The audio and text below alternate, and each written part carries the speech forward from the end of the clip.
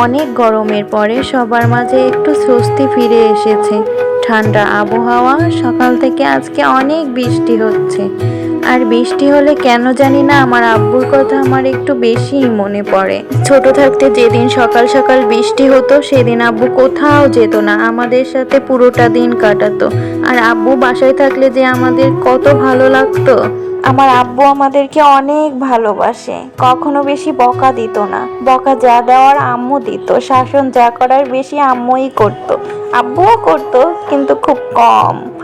আব্বু বলতো যে কোনো একজন বেশি শাসন করবে, এই জন্য আম্মু বেশি শাসন করতো আর আব্বু কম শাসন করতো। দুষ্টুমির ছলে বলেন, তারপরে পড়ালেখার জন্য কথা শুনতাম না, এসবের জন্য আম্মুর কাছে অনেক মার খেয়েছি, কিন্তু আব্বুর কাছে কখনোই মার খায়নি। আমার মনেই পড়ে না আব্বু আমাকে কোনোদিন মারছে কিনা। আব্বু মারা তো দূরে থাক, কখনো বকতো না। আব্বুকে এখন অনেক মিস করি, আব্বুর কথা অনেক মনে পড়ে। আমার মনে হয় না আমরা এমন কেউ আছি যে ছোট থাকতে বাবা মায়ের কাছে বকা কিংবা মার খায়নি।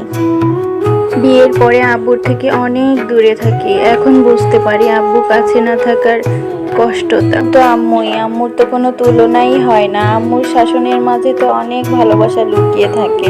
ছোট থেকে আমরা যখন একসাথে খেতে বসতাম, আব্বুর প্লেট থেকে ভালো মাছ মাংসগুলো না আমাদের প্লেটে উঠিয়ে দিত, বলতো খাও।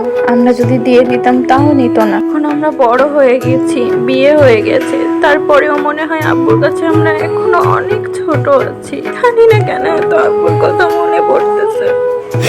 ভয়েস দিতে গিয়ে না আমার অনেক কান্না চলে আসছে। প্লিজ কেউ কিছু খারাপ মনে করবেন না। আব্বুর থেকে অনেক দূরে রয়েছি এখন আমি। ভিডিও কলে কথা হয়, কিন্তু ফোনে দেখা আর বাস্তবে দেখা কি আর এক হয় কখনো? শুনেছি আব্বু একটু অসুস্থ, এই জন্য আরো বেশি খারাপ লাগতেছে। সবাই আমার আব্বুর জন্য একটু দোয়া করবেন। যেদিন থেকে নিজে মা হয়েছি সেদিন থেকে বুঝি একটা বাবা মা সন্তানকে কতটা ভালোবাসে। আগে এতটা বুঝতাম না। কেউ কখনো বাবা মাকে অবহেলা করবেন না। ভিডিওটি আজকে আর বেশি বড় করব না।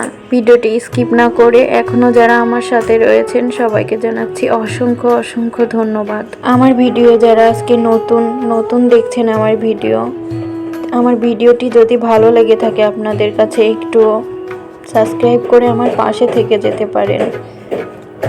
ভয়েস দেওয়ার সময় আমার ছেলে পাশ থেকে দুষ্টুমি করতেছে। এখনো যারা আমার ভিডিওতে একটি লাইক দেননি, প্লিজ একটি লাইক দিয়ে দিন। নতুন ভিডিও দেখার আমন্ত্রণ জানিয়ে ভিডিওটি আজকে এখানেই শেষ করছি। আল্লাহ হাফেজ, আসসালামু আলাইকুম। সবাই ভালো থাকার চেষ্টা করবেন।